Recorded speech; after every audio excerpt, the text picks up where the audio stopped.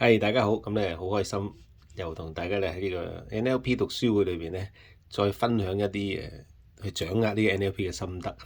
咁我都講過啦，我哋第一次咧就睇到呢個練習一為止啦。咁呢個就係電影音樂啦。咁好多時候咧，你初學咧就咁睇本書，你好似好合理喎，你跟住做咧就做唔到喎。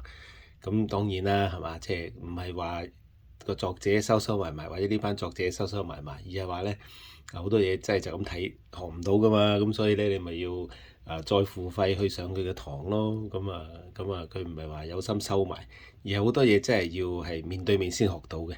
咁啱咧，即係我就已經喺NLP 教學嗰度差唔多退休啦，我都冇再教新班㗎啦。如果有咧，我都係同主辦機構可能再合辦一啲 workshop 咁樣嘅啫。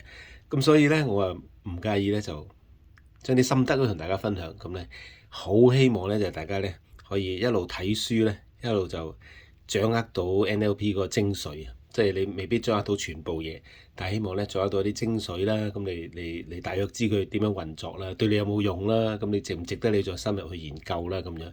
咁所以咧做練習咧，其實好多時候一般人未必做到嘅，裏邊有幾個原因嘅。咁如果你一路睇一路你自己又做到，咁恭喜你啦！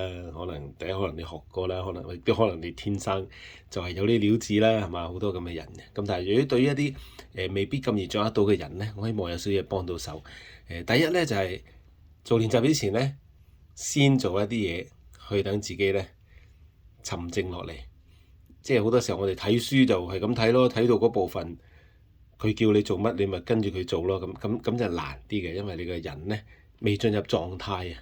所以咧，大家試下啦。嗱，如果到時候你要做呢個練習嘅時候，先咧深呼吸3下啦，係嘛？俾自己吸氣、呼氣，深呼吸3下，沉靜落嚟先。咁樣咧，絕對對於做呢啲心靈嘅練習會有幫助嘅。即係本書唔會同你講嘛，但係你自己要識得做呢樣嘢。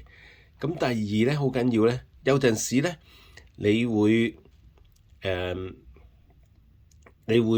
個睇本書之前，自己有啲情緒，有一啲嘢困擾住你啊，或者纏繞住你咧，咁你未必進入到狀態嘅。所以狀態 state 係好緊要，係咪？做練習，做呢啲心靈嘅練習咧，你嘅狀態、你嘅 state 係好緊要。所以我哋第一頭先咪講過啦，深呼吸放鬆自己啦。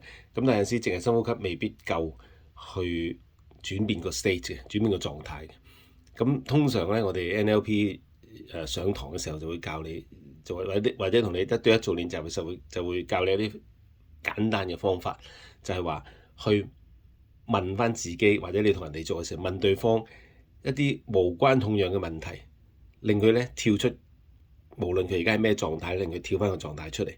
咁譬如就係話問佢：你今朝刷牙嘅時候，你用左手定用右手刷牙㗎？咁呢個咧無關痛癢嘛，通常好少牽涉到開心唔開心啊嘛，係咪？咁咧就令佢咧個腦跳出嚟諗一諗，咁嘅時候咧就可以跳到出個狀態，先再繼續做練習。咁或者係咧，譬如著褲啦，係咪？你着褲嘅時候，究竟你係左邊隻腳，左腳即係入褲筒先定右腳即係入褲筒先啦？咁咧等佢諗一諗，咁嘅時候咧就可以跳出個狀態。咁所以無論係做練習前要跳出狀態，或者做完練習之後，你要去